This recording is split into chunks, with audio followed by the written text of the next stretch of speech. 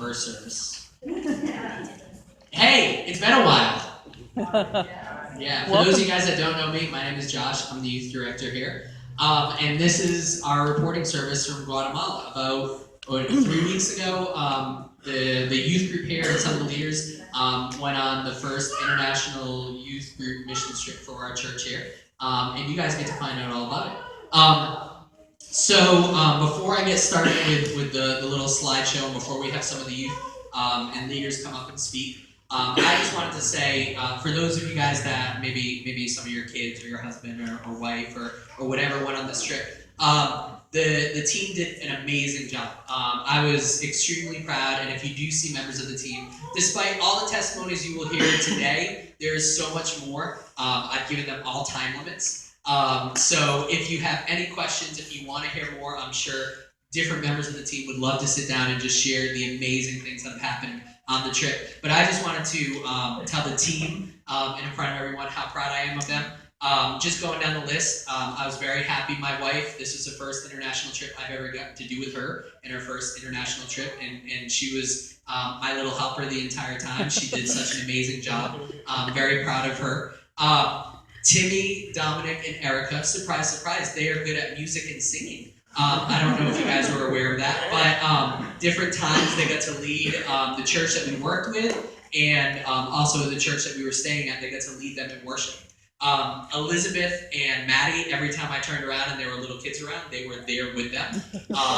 Maddie always had some little baby in her hand, with parents going, please give it back. But they were both amazing with the kids. If I was the daddy of the team, Miss Debbie was the mom of the team.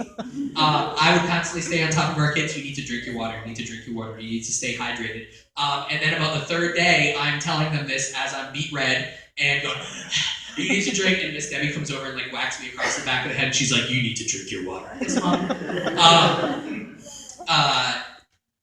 Frank and Travis surprised me. They were amazing. Travis will come up here and give a testimony in a little bit, but Frank, I've gotten to know him. I keep on saying Frank. Frank is away on vacation. Travis, I've gotten to know a little bit, but this trip was really getting to know him. And they both, anytime I gave them something to do, they were there with the kids. Frank was sick and not feeling well, and I had given him an object lesson for the day. And when the time came for the VBS, I was like, okay, Frank, do we need to give it? And he's like, nope, I got this. No, just kidding. But he was right there. Travis, I gave him an object lesson, and I was like, you got this? And he's like, yeah. And if you see Travis, he's a big guy. But he's a teddy bear. And I'm ruining his rep, sorry. But when I told him to do the object lesson, he's like, okay. He walks up, and he's like, hey guys! And just voice changed. The kids loved him. They thought he was great. And last but not least, Jack was like my right-hand guy. Anytime I said I needed something, he was on top of it. By the end of the trip, he was reading my mind. I was like, hey, where's the ministry bag? Already delivered it. Hey, I need someone to do a test. Already on top of it. Jack was awesome. The team was just phenomenal. They did an amazing job, and you guys should be proud of them being part of this church. But now for the slideshow. Oh wow, this time it worked good. All right. Yes, woo! The first service I said there go bling, and nothing happened. But this trip was not a vacation by any means. This picture right here is the church that we slept in. The church that we worked for was a different church. This is the church that we slept in. They put up tarps to separate boys from girls. We were staying at this church with another youth group that was visiting from one of the Dakotas, South Dakota. They talk weird. But if you go back for a second, basically, if you had an air mattress, then that was great. If not, well, either way, you slept on the floor. And that was about it. This is the eating / if you look back there at those 3 doors under the light, that was the bathrooms. In Guatemala, they don't believe in seat covers on the toilets. So it was awkward for the first couple times. And then that's where we hung our clothes and different things like that. Next slide. This is actually in between the sleeping area and that eating area. You probably can't tell from the picture, but it was all open. So aside from like a big shop door that they would like shut and lock every night, everything was open. It was an open roof there, and some of our team members found that out the hard way the first night. It rained, and we had team members that were sleeping on the other side of those windows, and they woke up like completely drenched. Next slide. This was a blurry, but this is the kitchen area where they prepared all of our lovely meals. Next slide. This is the church that we worked at. The church was probably about the size of our foyer out there. It was made up of wood, paneling, boards, whatever, that were probably about that thick. There were huge spaces in between. You could look right outside. There were holes in the walls, a couple of holes in the ceilings. And as you can see on the outside, it's all decorated. The pastora there, she makes about $3 a week. And she went out of her own money and wanted to decorate the place for us. So she put up all those balloons. She found the palm branches. That's a picture of the entire church that we worked at. That's the inside with the balloons and everything like that. She actually had professionally done, which their professional is a little different than our professional, professionally had a poster made up welcoming the Wellspring Church to their church, and actually gave that to us at the very end, and we have that we'll be putting up in the youth room. But again, out of her own money, because she was so blessed to have us there. And that's some more pictures of the inside. To give you an idea of the church itself, it is, I was talking to the pastora, and she was, we pray all the time for stuff. God heal us, God provide this, protect us, or whatever. And we expect God to answer those prayers. Well, she was telling us that for almost a decade she's been praying. That a team would come, that someone would come and love her kids and reach out to the kids and the people in her community. Because everyone is just so spread out. Some of the houses, when we were delivering food and stuff, it was about a mile to 2 miles, all uphill on a dirt road. And she had been praying, and what was amazing is she said that we were the answer to her prayer.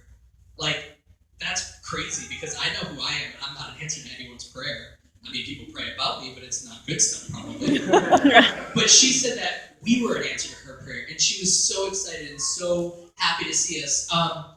The VBS here at Wellspring, I was overjoyed to work with Melissa Hernandez. She really wanted to collaborate with from the children's ministry to the youth group that we have here to Guatemala, and we bought provisions for families of that community.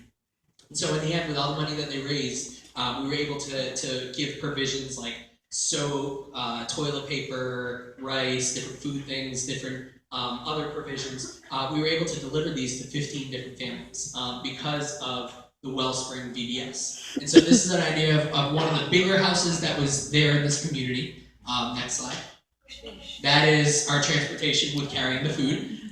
They took turns pushing the wheelbarrow and just going house to house to the different families. Next slide. That is one of the gentlemen that we got to deliver food to. And every house that we went to, after delivering the food, we'd say, is there anything that we can pray for you for? And overwhelmingly, a lot of the stuff was, my kid is sick, or I am sick. And their medical situation is completely different than ours here in the States. And basically it was, if God doesn't heal my kid or me, we're stuck with this, and we'll see what happens. And so each time the team members would go and lay hands on the people, and they would take turns praying for these different people, that God would heal them, that God would provide for them. Next slide. And that is a picture of one of the prayers. Next slide. This is a picture of the orphanage that we went to her prayers. It was just an amazing time. Amazing things happened.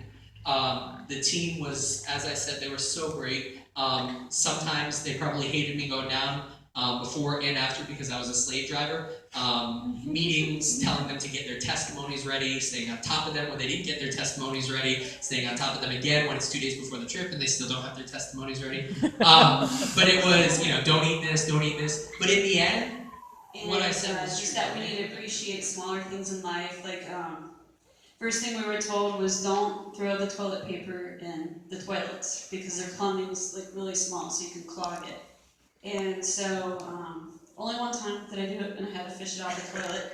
And but it's so different because even in the trash can, because when you go to the bathroom, you throw it in the trash can, you can smell the smells, and so it's imagine living that every day with a smelly trash can.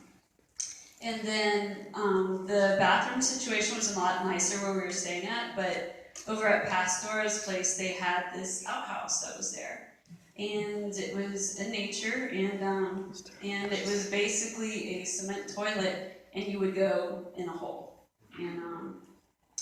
And then at these houses that they had, you'd walk in, and that would be the house. It was just like one big room with two big beds next to each other. So if, it wasn't like brother and sister had a separate room, everybody shared the same room.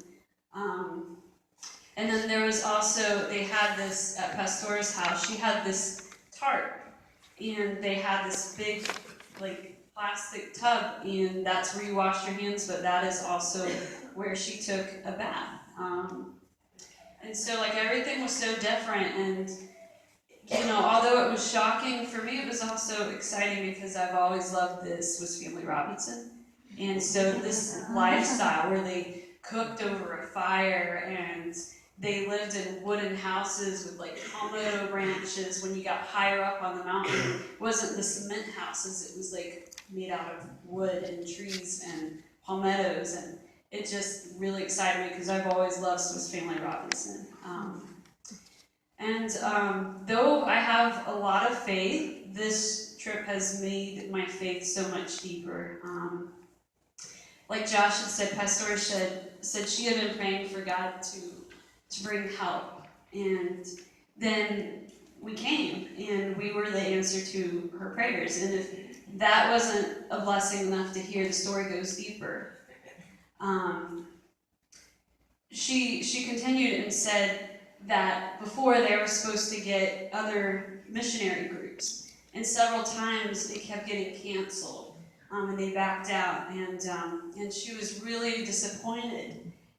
But her faith was just so strong because she told me, she said she just knew that God was going to send the right group. And the crazy thing is, meanwhile, we were praying to work in a very desolate, poverty-stricken area because, the other group that was there, it wasn't as poor, and we wanted to go deep in where we were truly needed.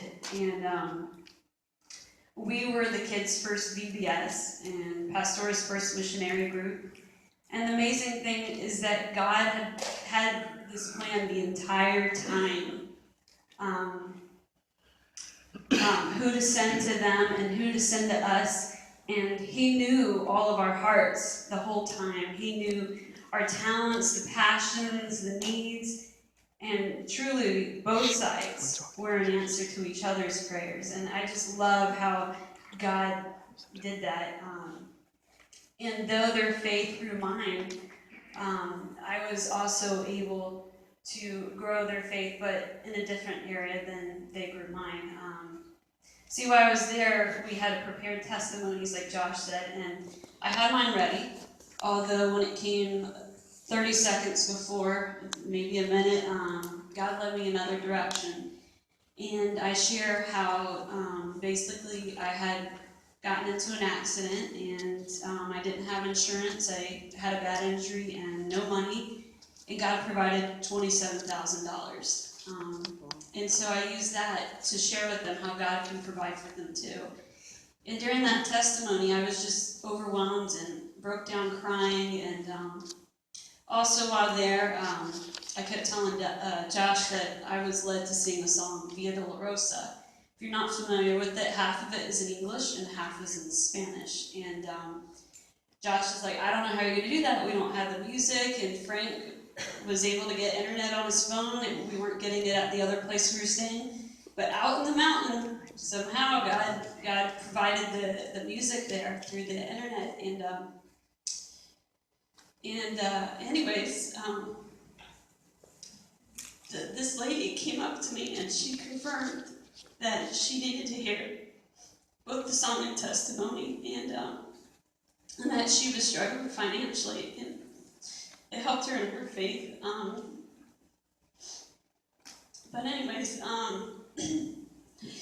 too many times we don't get to hear these confirmations or how we bless others. We just don't hear it, and we just have to trust God. But in this trip, we were able to hear those confirmations, and nor do we fully get to understand God's plans or to see it unfold in detail. But it was a blessing in itself to see both sides, needs being filled, and I came there to bless them, but truly they blessed me, and I will never forget how much joy and love they had. And we all need that. And they had it for us, for each other, for God, and they loved that fellowship and just life in general. And all they had to do was hang out. That's all they had.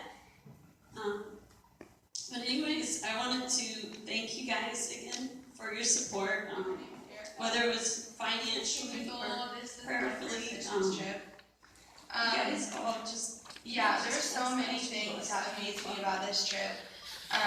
Guatemala was so amazing, like, I can't explain it in words, but I tried. But one thing in particular that really stuck out to me was their relentless passion that they had. I remember one of the services we had, I was standing behind this little girl, and she was sitting next to her mom. She couldn't have been older than 8 years old, and right as worship started, she popped up right out of her seat, and she had her Bible in her left hand and her hand up, her right hand up.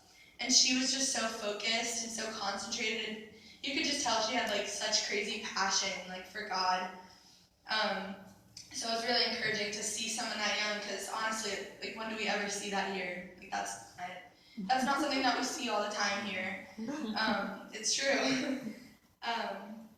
Yeah, and like Josh said, I also had the privilege to worship twice, 2 different times in Guatemala on stage, and that was such a blessing.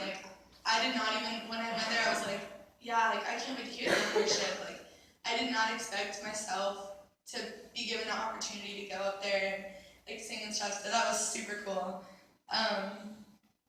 Yeah, so throughout the whole time, I was just so blessed by also their giving hearts.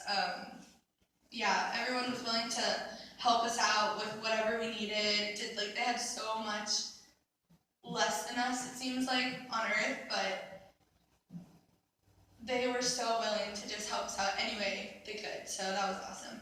And actually, one of the girls gave me a bracelet. I don't have it on, I wish I forgot, but it's metal and spiral with beads all over it, and it's crazy because that's probably one of the only pieces of jewelry or something expensive that they have there, and she gave it to me.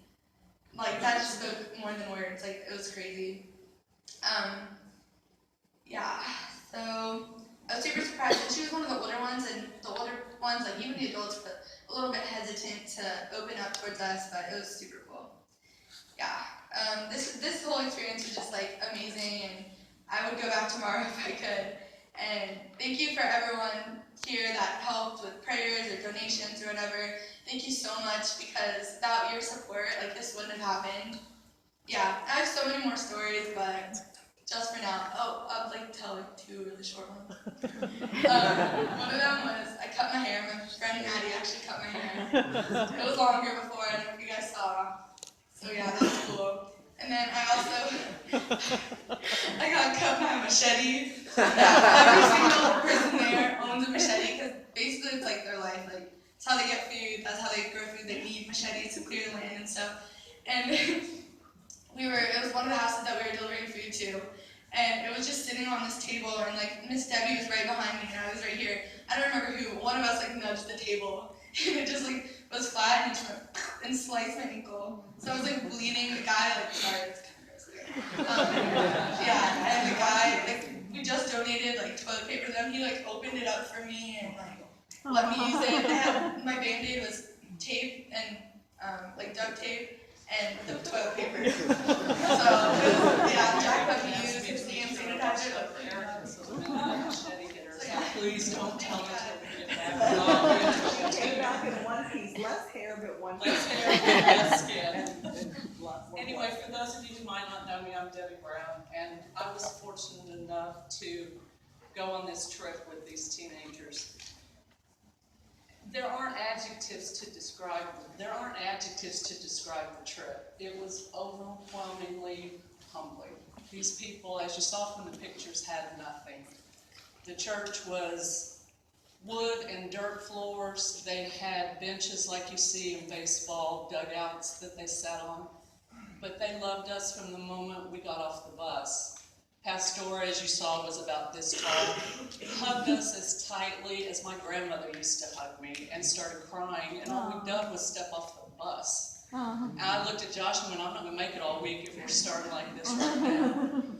But it was an amazing, it was just overwhelming that they had gone to so much effort to welcome us to be there, and we were supposed to be the ones there to help them and to minister to them. You saw the decorations that they put up, and they had done all this for us. They kept calling us being there being missionaries, and I didn't think of myself as a missionary. To me, a missionary is someone who sells everything they have, gives up their entire life, goes and lives in another country to do God's work. And Josh looked at me and said, well, what do you think you've been doing this week? It just, in my mind, I was on a missions trip. I wasn't a missionary. One of the things that stood out in my mind is it was so incredibly hot, and I had this little plastic pink $1.79 fan that I used to tailgate at football games, the kind you get at Walgreens that you pour the water in the bottom and then you can mist yourself. Kids figured out I had it, so we were fighting over it, going on and on. Well, Pastora was showing me welts that she had on her body from the heat and from sleeping in the heat all the time. And I felt so bad for her, and I thought, I'm only here for a couple more days. You need this fan more than I do. So I gave it to her. She, of course, started crying again. Well, that night at service, she comes walking in, proud as she could be, carrying this tacky little $1.79 pink fan that we had duct taped together because it had gotten broken and the batteries kept falling out. She acted like I'd handed her $1,000. Walked in, had it up on her podium on the stage, and the kids are all like, oh my gosh, there's your fan, Miss Debbie, what are we going to do? It's like, never mind, I gave it to her. Because she had nothing to give me in return, she asked me to take up the offering that night at service. And that was her gift to me because that was special to her in her service. It was the only thing that she could offer. She will never know how much that meant to me. But the one thing that amazed me the most that I want you parents to know is that these teenagers that went were amazing. I've worked with them all for a few years now, and we always have fun and we have a good time. But the compassion and the humility and the love that they showed these people, they didn't complain, they didn't argue, they didn't do anything that you think a typical teenager does. It didn't matter who the adult was that asked them to do something. They were right there, they did it with a smile on their face, and they did it with love in their hearts. And you should be very proud of them. They represented your church. It's crazy. I have problems with Orlando.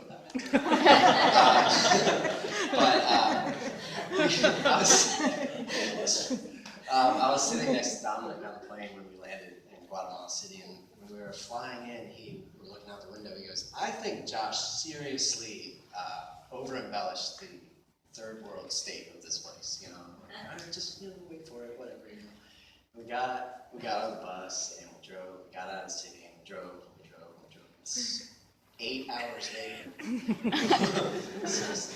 we got to the town where we stayed, and I was like, "Oh, this is a little more like it, you know." But there was still like roads and stores and everything. And then the next day, we got on the bus and we went to the village. I said to him, "Is this third world enough for you?" You know.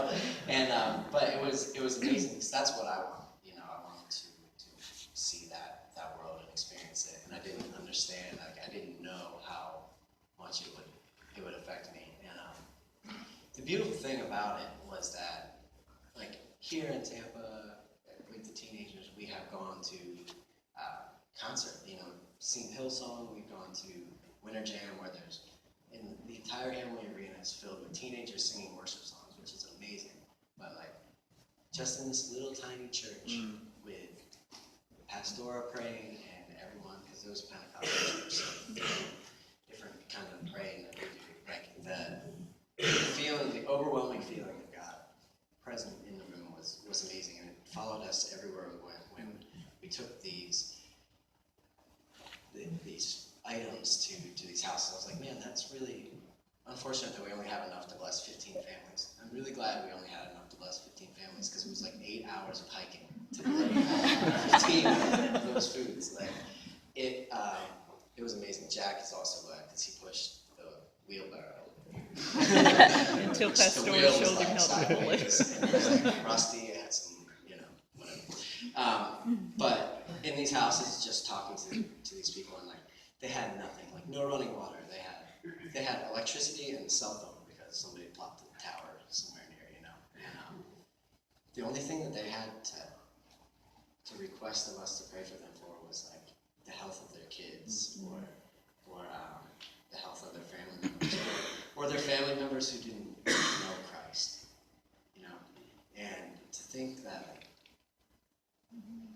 everything that we have in this world and the things that we want still and that we pray for are like, these people had nothing, and all they wanted was like health of their family and for their family members to know Christ, And so it changed my outlook on everything. Like I got home and I was just like, man, I don't deserve like any of this stuff that I have, I don't know how to love God the way these people do, and they don't have anything, And Start off by saying thank you all the for way that they your do prayers that you've given and the money that you've donated for this missions trip to actually happen. The mission trip in general was amazing. I cannot forget all of these amazing experiences that I've had there. Like Josh said earlier, I really connected with the kids, and I taught them half of patty cake.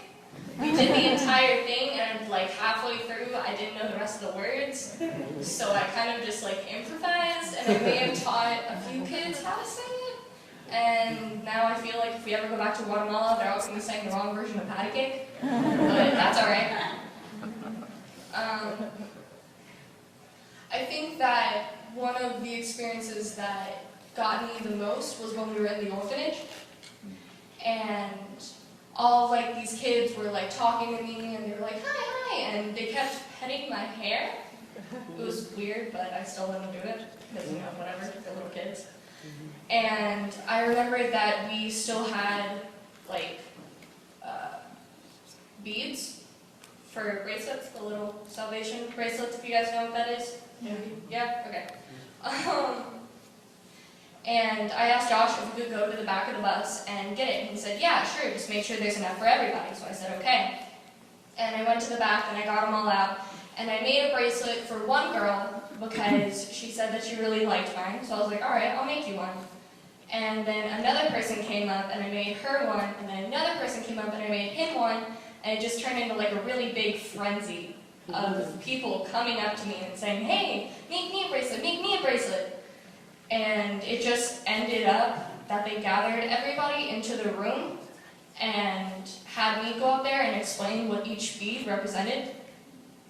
And everybody from both youth, from the South Dakota people and these people, were all making bracelets for these little kids who didn't really have anything. And it was just a really fulfilling experience to see these little kids who didn't have much, who didn't have like parents or anything, just be so happy and just have like their face light up when they see a little bracelet. So, yeah. Another great experience for me was when we were delivering food to people and walking up the hills. And every time that I felt like, my legs are getting tired, I'm really sweaty, I don't think I drank enough water before we left, I just felt like kind of giving up and walking back, God sent me a breeze.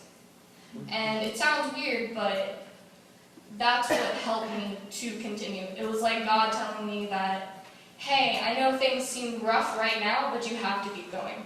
You have to pray for these people. You have to walk with This is my third mission trip. your friends and I feel like every mission trip I go on, share my word. it's better Share than the the word last of God. one. So, yeah. I don't know if that's just because I'm older and learning more, but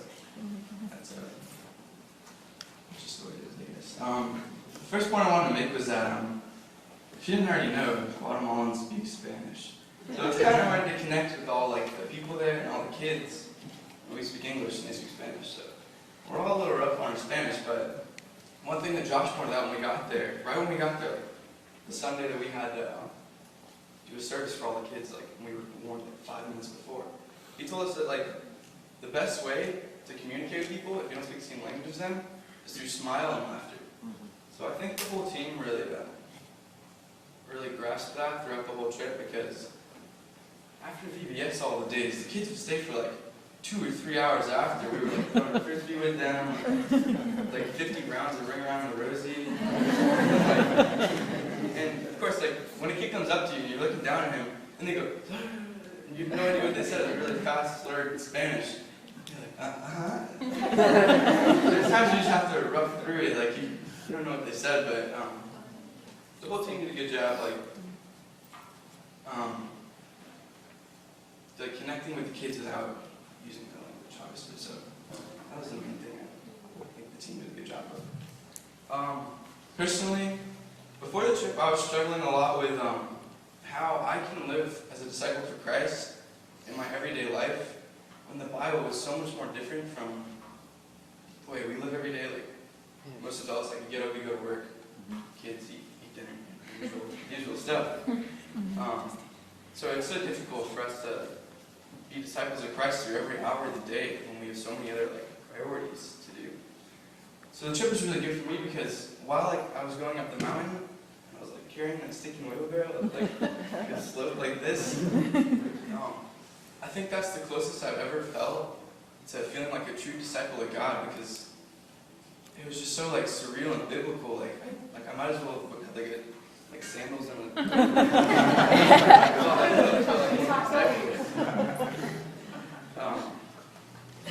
so it was just so like so unreal that we were there, and like we literally I could literally feel God working through me and through all of us. So hands-on, like some more stuff. And like Josh said before, Pastora said that we were the answers to her prayers, but like I don't feel like I think everyone can agree with me. I don't feel like we could ever be the answer to someone's prayers. I don't feel like I could ever deserve to be the answer to someone's prayers. Another thing that stood out to me was we all know church is like the building, and he's given many sermons on it or whatever, but church is like a building we get to. But something I told Pastora the last day we were there while we were having our big circle time was like, she wakes up and she lives and breathes that church. And as you can see in the pictures, she does not live and breathe that wooden shack. She lives and breathes the community that she lives in. Yeah. And yeah, it's not about that building that she walks to every day, like 20 feet from her shack, and she walks to the church.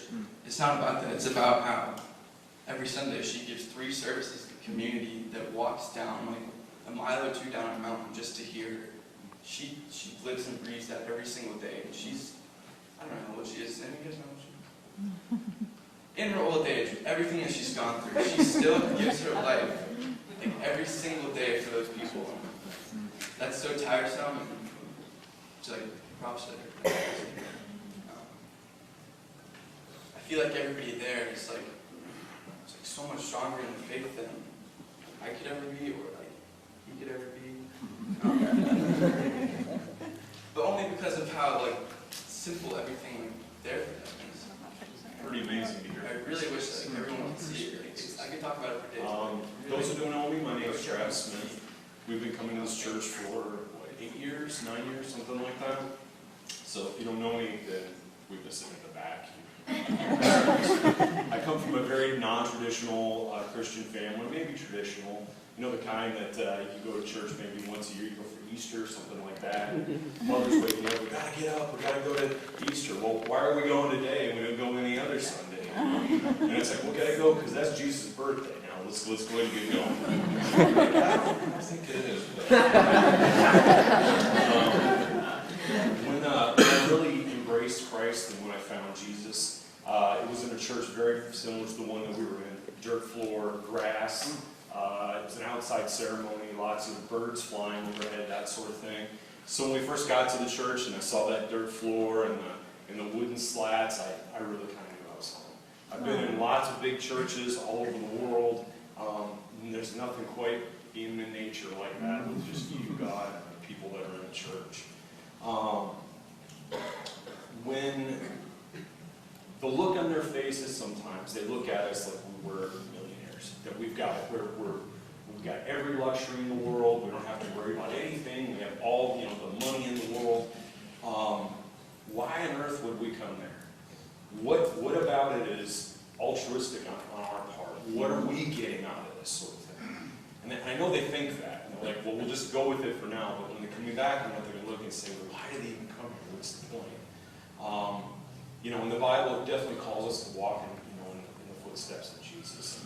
You never feel more so than when you're helping others, whether it's a mission in Guatemala or it's working with the homeless here in the United States. Whatever that is, you never feel more connected than when you're actually doing that. So I think that's a big part of the mission experience. For me, personally, a couple things. It was wonderful to be able to experience this mission trip with my daughter. I know a lot of you, that maybe have children, you're thinking about sending them on a mission trip.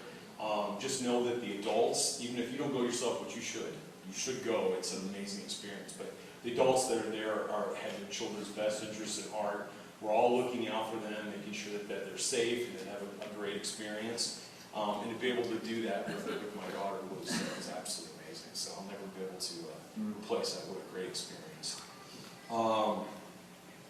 The people themselves, very wonderful, very happy to see you. I love Josh's example of the VBS, them never actually hearing the story of David and Goliath, looking at us like, what are they talking about? And then thinking about it like, wow, this big, I think I played Goliath. Yeah. And I was kind of, and then the little kid, and he got to knock me down or whatever. But, to have them experience that, they may feel small, they may feel insignificant, weak, whatever. They can beat the odds. They can be the one that brings down the Goliath. So that to me was just one of those aha moments. I can't believe this happened. I've been on many mission trips before to be able to deliver food to actually the families. Never been able to do that. What a wonderful experience to be able to hand somebody something and then only say, what can we pray for you? What more can we do for you? I have two other small points. I am from South Dakota originally, so for me, we've lived here about 15 years, 16 years, something like that. For me to be part of a group that meets up with another group from Yankton, which is very close to my hometown, and I actually know the same people, and kind of knew we had some people that we knew in common. What an amazing thing for me to be able to go, oh yeah, I went there, and you go to this, and we go to Taco John's, we go to Taco John's. They're like, oh yeah, I love them. And then one thing I do want to apologize for, on the little papers where they drew themselves, you can definitely see that the education level is not there. I think they stopped going to school, if they go to school at all, 2nd grade, 3rd grade, something like that. For those who have taught children, the first thing you kind of learn in kindergarten is you draw the little stick people, and then you draw your house, and then you draw your dog, and all these things. Their ability to see that sort of thing, it's just not something they do. So when they would draw their pictures, they would draw their head here, and then their legs over here, and then, so the spatial, you know what I mean? Like when you're a kid, you start learning how to put that sort of thing in place. Well, some of the children were writing very small. In the corner, they would just draw like a head and then one ear, and they weren't quite getting the whole thing. So I kind of felt like we weren't taking up enough space on the paper. Well, my Spanish is terrible, but I do know gato, right? So I would say, let's put a little gato in the corner. And the kid's like, okay, and they draw the head, they look at me, and I go, yeah, and then they kind of draw the ears and the tail. They were able to draw that. So some of the pictures have little gatos in them. That's totally me. So, I do want to say thank you to everybody who donated. That was a huge part of our being able to go. Those of you who participated, And I just encourage you in the future, if you have the opportunity to go on mission, go. If not, support those who do go. It really, truly changes their lives. Hi, And it changes the lives of the people there. Hi, Maddie. This is my first mission trip, and I was really excited because I love going to new places and learning about their cultures and just being immersed in it. So this was really exciting for me to get to go. And when I was getting ready, I got a note from a family member, and it said, to be exposed to how differently people live and worship Jesus is so important and extremely powerful. So I made a point to take in the culture while we were there, but especially in the way that they lived for Jesus. And the things I learned by doing this changed me. Our lifestyles are super different, and I don't completely understand what it's like to live in their shoes, but living alongside them, it taught me a whole lot. And one of the major things that it taught me was what it truly looks like to store up your treasures in heaven. One day we were visiting homes and just getting to know the people and pray for them. And the first house we stopped at was right next to the church, and the man shared his testimony with us. And one of the things he said that stuck with me was, I do not have nothing, I know I'm a millionaire in heaven. And living in a country that's very focused on material things, it's super easy for us to get pulled into the worldliness, and we catch ourselves storing up our treasures on earth. But these people are focused on the things that are unseen, and they understand what it means to store up their treasures in heaven. Experiencing the conditions that they live in and realizing where they set their priorities, it really put things in perspective for me. Like, they have so little on earth, but they're not focused on what they don't have, they're focused on what they do have. And because of this, they put their full faith in God, and they rely on Him to provide on a day-to-day basis for things that, it's not an issue for us. And one night, Pastor had said in her sermon, if you have food, give thanks. If you do not have food, give thanks. And that really hit me because I've been very fortunate to not know the feeling of having to worry about where my next meal is coming from or not having clean water. But these people who are our new friends, they do. And being there, it's so surreal. You can hear the stories and you can see pictures and